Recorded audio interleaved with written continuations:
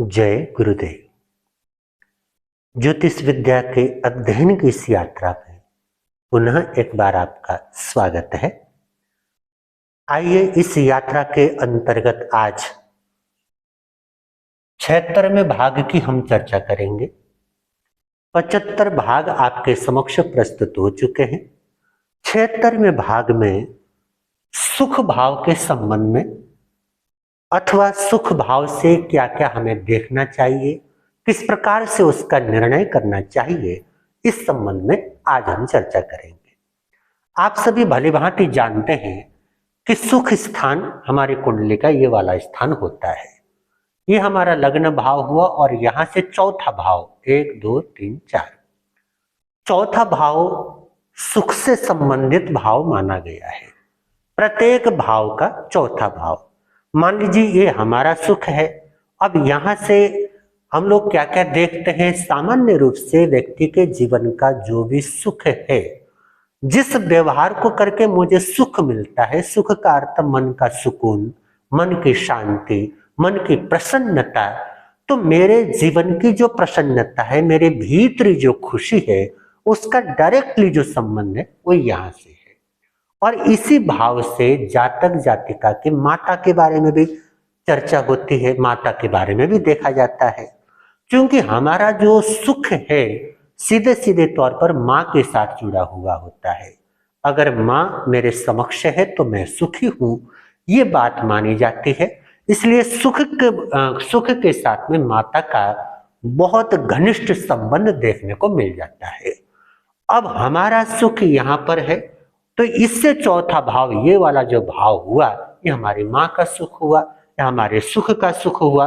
और ये हमारे सामने वाला भाव होने से हमारा भोग भाव हुआ, हमारे दाम्पत्य जीवन का भाव हुआ।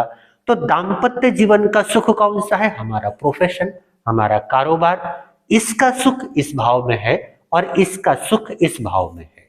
मेरे कारोबार का सुख जो है वो मेरे ऊपर डिपेंड करता है, अर्थात मेरा व्यवहार, मेरी सोच, मेरी समझ। अगर ये वाला लग्न भाव अच्छा होगा तो मेरे कारोबार का सुख अच्छा होगा। इस प्रकार से हमारे को प्रत्येक भाव के संबंध में निर्णय करना होता है।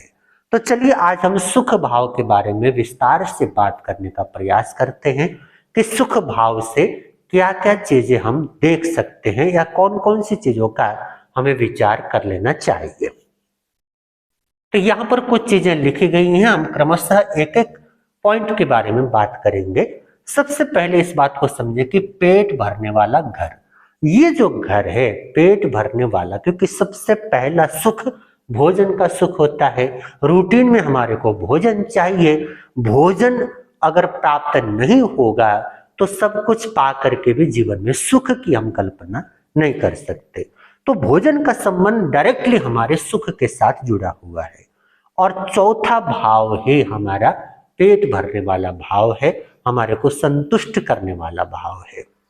तो अगर मान लीजिए हमारा चौथा भाव किसी प्रकार से खराब हो, पीड़ित हो, तो हमें क्या करना चाहिए? बाकी कोई उपाय जैसा बताया जाए वैसा आप कर पाए न कर पाए वो बात अलग।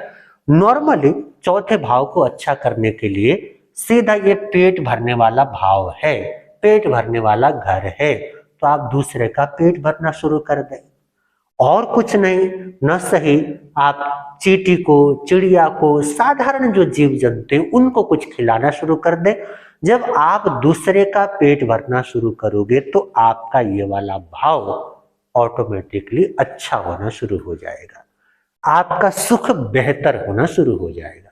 तो सबसे पहले पेट भरने वाला घर होने से इस भाव को हम उस रूप में देखेंगे, हमारे मात्र भोजन से पेट भरने वाला नहीं, हमारे मन का सुकून, हमारे मन की शांति, जहां जहां जिस जिस व्यवहार से हमारे जीवन में सुखद अनुभूति प्राप्त होती है, वो प्रत्येक स्थिति उसका विचार हमारे को इसी भाव से कर लेना चाहिए। सुख सुख है ही, इसलिए इसको सुख भाव ही बोला जाता है। किसी भी प्रकार का सुख जो मुझे आनंदित करे, उस सुख का संबंध इसी भाव से होता है। माता, भूमि, घर, वाहन, ये सामान्य रूप से हम सब जानते हैं। क्योंकि हमारा सुख माँ के साथ जुड़ा हुआ है, हमारा मन माँ के साथ जुड़ा हुआ है, मन की शांति माँ के साथ जुड़ी हुई है, इसलिए इस भाव से माता के बारे में विचार किया जाता है। भूमि, धरती को भी हम लोग माँ बोलते हैं। इस प्रकार से भी हम इस भाव को समझ सकते हैं कि जिस जिस व्यक्ति के साथ या जिस जिस पदार्थ के साथ माँ का संबंध जुड़ा हुआ है, जैसे धरती माता, गौ माता, गंगा माता इत्यादि, जहां माता शब्द जुड़ गया उस प्रत्येक चीज के लिए हम सुख भाव के साथ विचार कर सकते हैं। तो भूमि, क्योंकि भूमि, जमीन, पृथ्वी ये धरती माता है, इसलिए धरती का सुख मुझे कितना प्राप्त होगा, मैं कितना जायदाद से संपन्न बनूंगा अथवा नहीं बनूंगा, उसके लिए भी ये वाला भाव जिम्मेदार होगा। घर का अर्थ केवल ये ईंट और सीमेंट के चार दीवारी से नहीं लेना चाहिए। घर का अर्थ मेरे घर का जो वातावरण है, घर की स्थिति जो है, एक तो था कि बहुत बड़ा घर हो, बहुत आलीशान घर हो, किंतु वहां पर रहने वाले लोगों के जीवन में शांति न हो तो उस आलीशान घर का कोई लाभ नहीं होता। इसलिए घर कहने का अर्थ हुआ चाहे मेरा छोटा घर है चाहे बड़ा घर है, लेकिन उस घर में मुझे सुकून कितना प्राप्त होता है, कितना आनंद प्राप्त होता है, घर का चैन, ये कहना ज्यादा उचित होगा। तो घर के बारे में भी हम लोग यहाँ से विचार करेंगे। और वाहन, गाड़ी, घोड़ा, वाहन, दरअसल प्राचीन काल में इसमें चौपाया का संबंध चौथे घर से जोड़ा जाता रहा है। यहाँ पर चौपाया भी लिखा हुआ है। चौपाया का मतलब होता है चार पैर वाले पशु। पुराने जमाने में जितने ज्यादा पशु व्यक्ति के पास होते थे उतना ही वो संपन्न और सुखी माना जाता था। वर्तमान में चीजें बदल रही हैं। चौपाए के स्थान पर आज हमारे पास फोर व्हीलर आ गए हैं, अर्थात चार पहिया वाहन आ गए हैं। तो चार पहिया वाहन, जिसको हम लोग वाहन सुख बोलते हैं, वाहन का सुख कैसा होगा, लग्जरी वाला होगा, साधारण होगा, किस प्रकार का वाहन मुझे प्राप्त होगा अथवा नहीं होगा, इन सब चीजों के लिए हम इस भाव को देखेंगे। अब देखिए, वाहन के साथ में दो चीजें जुड़ जाती हैं। वाहन का सीधा संबंध शनि के साथ है, क्योंकि जो भी मशीनरी होती है, जो भी ढांचा होता है वो शनि से संबंधित है। तो वाहन का एक संबंध हुआ शनि के साथ, शनि के साथ वाहन। दूसरा, अगर लग्जरी वाला वाहन हमारे को देखना है तो फिर शनि के साथ शुक्र को भी जोड़ेंगे, क्योंकि शुक्र लग्जरी का कारक हुआ। और सामान्य रूप से वाहन का सुख जो होता है, मन की शांति, मन का चैन, ये चंद्रमा से संबंधित है। और चंद्रमा इसमें इस भाव का ऑलरेडी कारक भी है। कालपुरुष कुंडली के अनुसार भी इस भाव का स्वामी चंद्रमा ही होता है। चंद्रमा ही मन का कारक है, चंद्रमा ही माता का कारक है, चंद्रमा ही जल का स्वामी, जल का कारक है। तो चंद्रमा को तो हम इस भाव के साथ निसंदेह देखेंगे। तो साधारण सुख के लिए हम इस भाव को देखने के साथ चंद्रमा को देखेंगे। अगर इस भाव के साथ में सूर्य मेरा अच्छा होता है तो मैं आत्मा से सुखी अनुभव करूंगा, आत्मसंतुष्ट व्यक्ति। या फिर मेरा सरकारी जो क्षेत्र है वहां पर काम करके मुझे सुख मिलेगा, सरकार से मुझे सपोर्ट मिलेगा, अगर सूर्य इस भाव के साथ में अच्छा होगा तो। चंद्रमा अच्छा है तो ऑल ओवर जो इमोशन वाला सुख है, भावनात्मक सुख है, वो मुझे प्राप्त होगा। इसी के साथ ये भाव अच्छा है और इस भाव के साथ में शनि अच्छा है तो साधारण वाहन का सुख मुझे प्राप्त होगा। इस भाव के साथ में अगर शुक्र का संबंध बना हुआ है और शुक्र अच्छा है तो लग्जरी वाले वाहन का मुझे सुख प्राप्त होगा। इस प्रकार से एक ही चीज को हमारे को तोड़ तोड़ करके समझने की जरूरत होती है। तो वाहन की बात हो गई। सुख स्थान, जहां जहां से मुझे सुख प्राप्त होता है, जहां जाने से मुझे सुख प्राप्त होता है, जिस कार्य को करने से मुझे सुख प्राप्त होता है, इस दृष्टि से हम विचार करें तो इसको हम ये भी कह सकते हैं कि हमारे मन की इच्छा को संपन्न करने वाला जो भी कार्य होगा या जो भी गतिविधि होगी उसका भी संबंध हम चौथे भाव के साथ कर सकेंगे। घरेलू सुख, जैसा कि मैं पहले बता चुका हूं, एक होता है घर का होना, घर कितना ही आलीशान हो जाए, लेकिन अगर घर के भीतर में सुख नहीं है तो आलीशान घर का कोई लाभ नहीं होता। वहीं पर घर सामान्य हो लेकिन वहां पर रहने वालों के बीच में बहुत सुंदर समन्वय बना हुआ हो, बहुत सुखद उनके संबंध हो, बहुत चैन की सांस आदमी वहां पर ले पाता हो, तो झोपड़ी भी उसके लिए राजमहल के बराबर हो जाती है। तो घरेलू सुख मतलब पारिवारिक जो सुख है, फैमिली हैप्पीनेस, परिवार की खुशी, उसको भी हम चौथे भाव से देखेंगे। अगर मेरा चौथा भाव अच्छा है तो मुझे घरेलू सुख प्राप्त होगा, और अगर मेरा चौथा भाव पीड़ित है तो मैं कितना ही बड़ा मकान बना लूं, बढ़िया अधिक पैसा खर्च करके मकान ले लूं, लेकिन उसमें जो सुख की अनुभूति मुझे होनी चाहिए वो नहीं हो पाएगी। बहुतों के साथ ऐसा होता है, वो जिंदगी भर की पूंजी लगा करके बड़े से बड़ा मकान खरीद लेते हैं, खूब तामझाम कर लेते हैं, लेकिन 2-4 दिन के बाद ही घर का सारा सुख गायब हो जाता है, घर का वातावरण ऐसा बन जाता है। तो घरेलू सुख के लिए हम इसी चौथे स्थान को या चौथे घर को देखेंगे। हृदय। अब हमारे शरीर की बात करें तो आपको पता है कि चौथा भाव हमारी छाती का भाव है, छाती होने से हृदय का भाव है, तो हमारे हृदय का संबंध हमारे सुख के साथ में है। जितना मुझे हृदय में को सुकून प्राप्त होगा उतना मैं सुखी रहूंगा, आनंदित रहूंगा। तो हृदय, फेफड़े और छाती। फेफड़े का भी स्थान यही है जहां पे श्वास लेने की सुविधा, अर्थात इस भाव के साथ हम अपने श्वास को भी जोड़ सकते हैं। अगर ये भाव अच्छा हो और साथ में गुरु अच्छा हो तो श्वास की दिक्कत मुझे होगी नहीं, फेफड़े की दिक्कत होगी नहीं। तो इस भाव के साथ में हम हृदय को देखेंगे, इस भाव के साथ में फेफड़े को देखेंगे, इस भाव के साथ में छाती का भी विचार करेंगे, अर्थात इन सब का संबंध इसी भाव के साथ आएगा। उसके बाद स्तन। जैसे कई बार कुछ लोगों को, महिलाओं को विशेष करके स्तन से संबंधित बीमारियां हो जाती हैं, कैंसर आदि हो जाते हैं। उन सब चीजों का विचार भी हम इस भाव से करेंगे कि स्तन की स्थिति सामने वाले की कैसी होगी। ध्यान, मेडिटेशन। बहुत बार हम प्रयास करते हैं कि हम ध्यान करें, लेकिन मन नहीं लगता। लोग कहते हैं कि ध्यान नहीं लगता। अगर आपका ये चौथा घर पीड़ित होगा तो आपको ध्यान लगाने में समस्या हो सकेगी। चौथा घर अच्छा होगा तो आप बहुत आराम से मेडिटेशन कर पाओगे, ध्यान के अंदर प्रगति कर पाओगे। तो ध्यान के लिए भी हम इसी चौथे भाव को देखेंगे और इसमें जो कुछ कमी होगी उसके अनुसार उसका उपाय करेंगे। स्वसुर, जातक के जो स्वसुर हैं, देखिए तो ये जातक है और जातक के 10वें घर से उसके पिताजी का विचार किया जाता है, और ये जातक का जीवन साथी हुआ।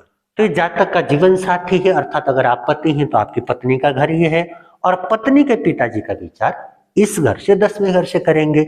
इसलिए यहां से जातक के ससुर के बारे में भी विचार किया जाएगा। ससुर से संबंधित कोई बात हो, कोई प्रश्न हो, उसका उत्तर हमारे को इस भाव से प्राप्त होगा। व्यक्ति का पहनावा, व्यक्ति का पहनावा कैसा होगा, पहनावे के बारे में हमने दूसरे घर से भी विचार किया, चौथे घर से भी विचार करेंगे। दूसरे घर से जो हमारा पहनावा होगा वो हमारे संस्कारों के अनुसार, हमारी धन संपत्ति, हमारे रहन सहन के अनुसार होगा। और इस घर से जो पहनावा देखेंगे, जिस पहनावे से जातक को सुख प्राप्त होगा, जिसमें वो ज्यादा कंफर्टेबल महसूस करेगा, उस चीज को हम यहाँ देखेंगे। और ये हमारे परिवार का घर है, कुटुंब का घर है, तो पारिवारिक पहनावा हम यहाँ से देखेंगे। व्यक्तिगत सुखद पहनावा उसको हम यहाँ से देखेंगे कि जातक किस प्रकार के कपड़ों को पहन करके सुकून महसूस करता है। इसके लिए हम इस भाव को जिम्मेदार ठहराएंगे। प्रारंभिक शिक्षा, इसके साथ जो प्राइमरी एजुकेशन जिसको हम कहते हैं, प्रारंभिक शिक्षा के लिए भी चौथे भाव को देखा जाता है। वैसे शिक्षा के लिए 5वां भाव हम लोग बताते रहे हैं, 5वें भाव से हमारी बुद्धि का संबंध जुड़ जाता है, तो शिक्षा के लिए 5वां भाव जिम्मेदार होता है, ये तो निसंदेह है ही।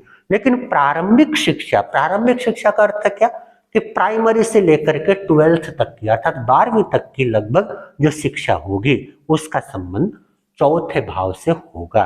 तो उस शिक्षा की कैसी स्थिति होगी उसको जांचने के लिए हमें चौथा भाव देखना होगा। उसके बाद में मन की शांति, ये बात पहले भी आ चुकी है, यहाँ से मन की शांति, मन का सुकून, मन का चैन, इस प्रकार की बातों के लिए हम इस भाव को देखेंगे। खेत खलिहान बाग बगीचा, ये एक प्रकार से जो हम भूमि की बात कर चुके हैं तो भूमि के ही रूप है कि व्यक्ति के पास में कितना खेत खलिहान है, बाग बगीचा है, कितनी भूमिका वो स्वामी है, किस प्रकार की भूमिका सुख उसको प्राप्त है, इन सब चीजों के लिए भी हम इस भाव को देखेंगे। अर्थ ये हुआ, मान लीजिए कोई खेत खलिहान से संबंधित या बाग बगीचे से संबंधित प्रश्न लेकर के आपके सामने आता है, उनसे जुड़े हुए प्रश्न का उत्तर हम इसी भाव के अनुसार खोजेंगे। विश्वास, अब चूंकि ये हमारे हृदय का भाव है, हमारे मन का भाव है, तो ये भाव अच्छा होगा तो जातक भरोसेमंद होगा, भरोसा करने लायक होगा। और अगर ये भाव पीड़ित है तो दोनों प्रकार की स्थिति उसके साथ बन सकती है कि उसके ऊपर कोई भरोसा ना करे या वो सामने वाले के ऊपर भरोसा ना करे। अगर ये भाव अच्छा है, मैं दूसरे के ऊपर भी उचित ढंग से भरोसा भी करूंगा और मेरा जीवन भी भरोसे लायक होगा, विश्वास पात्र बनूंगा। ये वाली स्थिति भी हम यहाँ से विचार करेंगे कि ये भाव जितना सकारात्मक होगा, सात्विक होगा, उतना व्यक्ति सात्विकता के अनुसार भरोसेमंद होगा।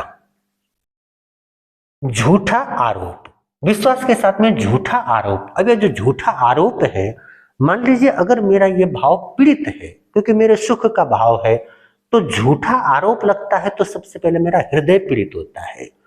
तो अगर मेरे ऊपर झूठे आरोप लगेंगे, इस प्रकार की स्थिति मेरे सामने बनेगी, तो मैं पीड़ित होऊंगा, मेरा सुख चैन, मेरे मन का सुकून वो गायब हो जाएगा। इसका सीधा अर्थ है कि कहीं ना कहीं मेरा चौथा भाव पीड़ित होगा। अगर चौथा भाव पीड़ित होगा तो मेरे ऊपर झूठे आरोप लग सकते हैं, मेरे मन को पीड़ित करने वाले कार्य मेरे साथ में किए जा सकते हैं इत्यादि। जनता, अब कोई नेता है और वो नेतागिरी के क्षेत्र के अंदर आगे बढ़ना चाहता है, तो जनता का सपोर्ट उसको मिलेगा अथवा नहीं मिलेगा, इस प्रकार के प्रश्न उसके मन में आ सकते हैं। तो ऐसे व्यक्ति के लिए चौथा भाव अगर अच्छा होगा तो जनता का सपोर्ट उसको प्राप्त होगा, और अगर चौथा भाव उसका अच्छा न हो तो बोलने में कितना ही कुशल हो लेकिन वो सही ढंग से नेतागिरी नहीं कर पाएगा। तो इसलिए जनता की भी बात हम चौथे भाव से देखेंगे। ह्रद, ह्रद का मतलब होता है गहरा तालाब, एक प्रकार से ऐसा तालाब जिसको कुआं जैसा भी बोला जा सकता है। पूरी तरह से कुआं तो नहीं होगा, होगा तो वह तालाब ही सामान्य तालाबों से ज्यादा गहरा तालाब होगा। ऐसे पानी का स्रोत, अर्थात चौथे घर से हम हर प्रकार के पानी के स्रोत के बारे में विचार कर सकते हैं, क्योंकि चौथे घर से चंद्रमा का घर है और चौथे घर का कारक भी चंद्रमा है, तो चंद्रमा से संबंधित सभी चीजों का विचार हम यहाँ से आसानी से कर सकेंगे। तो ह्रद है, कुआं है, पानी है। तालाब, कुआं, पानी, पानी के स्रोत, किसी भी प्रकार से पानी का जो संबंध है। मान लीजिए कोई व्यक्ति पानी का काम करना चाहता है और आपसे प्रश्न पूछता है कि ये काम मेरे लिए कैसा होगा, तो हम प्रोफेशन वाला जो भाव है वो तो हम देखेंगे, उसके साथ में अगर पानी से जुड़ा हुआ काम है तो हम इस भाव को भी तो देखेंगे। अगर ये भाव अच्छा होगा इसके साथ में तो पानी वाला काम उसके लिए फायदेमंद होगा। और मान लीजिए प्रोफेशन तो अच्छा है लेकिन ये पानी वाला भाव अच्छा नहीं है, तो हम ये कहेंगे कि भाई आप प्रोफेशन अच्छा है तो आप कोई दूसरा काम चुन ले, क्योंकि पानी वाला काम आपको बहुत ज्यादा लाभ नहीं दे पाएगा। इसके बाद चौपाया, तो चौपाया की बात हम कर चुके।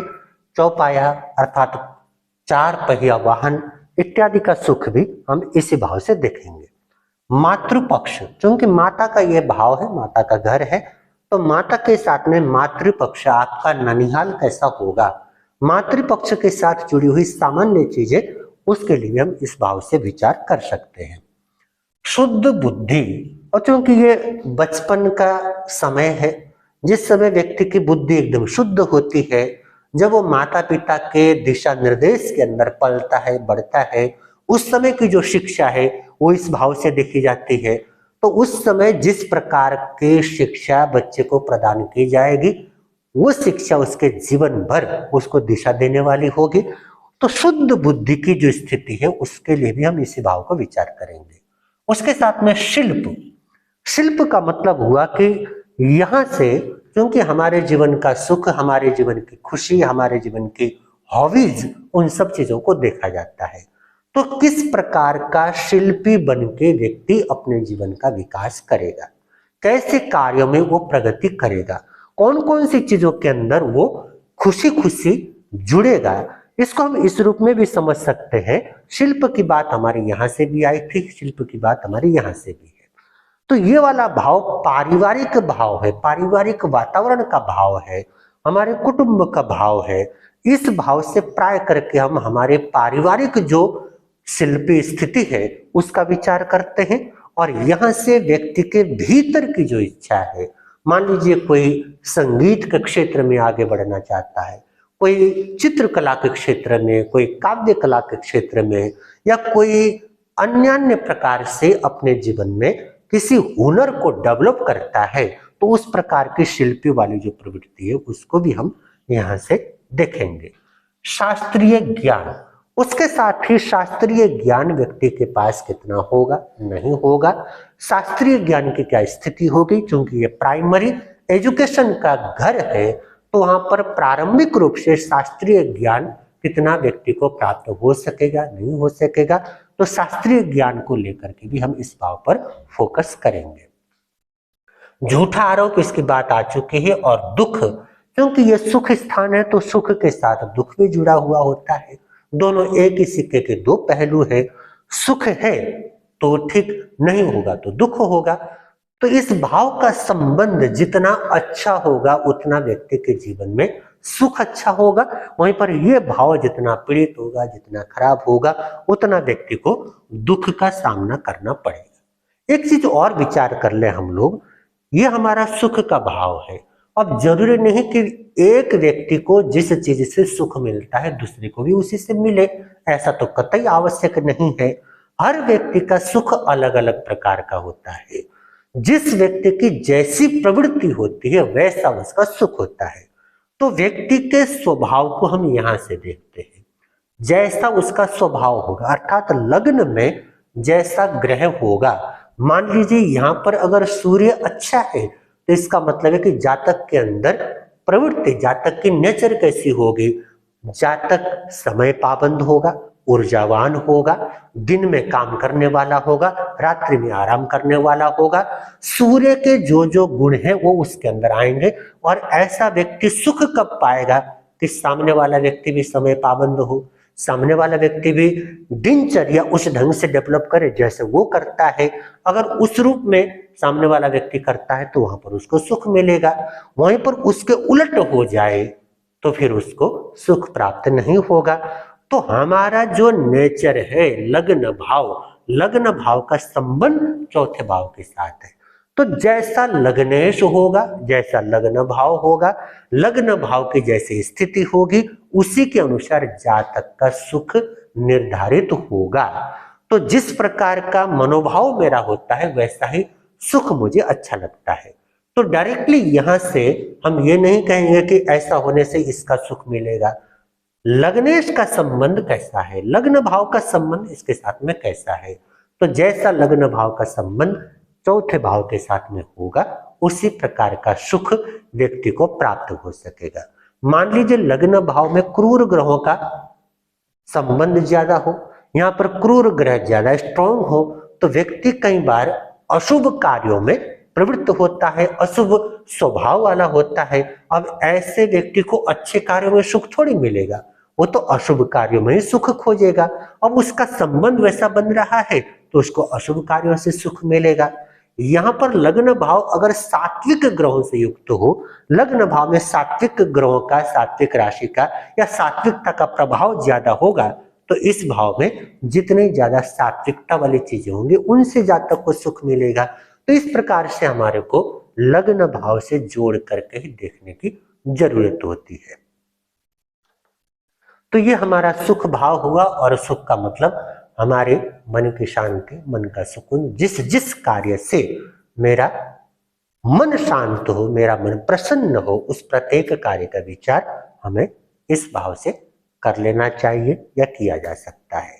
तो आज के लिए इतना ही, पुनः मिलते हैं अगले भाव के बारे में कुछ बातें लेकर के। तब तक अपना ख्याल रखें। इतने प्रेम से मेरे शब्दों को सुना उसके लिए कृतज्ञ हूं। आप सबके भीतर में विराजमान परमात्मा रूपी पवित्र आत्मा को मेरे कोटि कोटि नमन।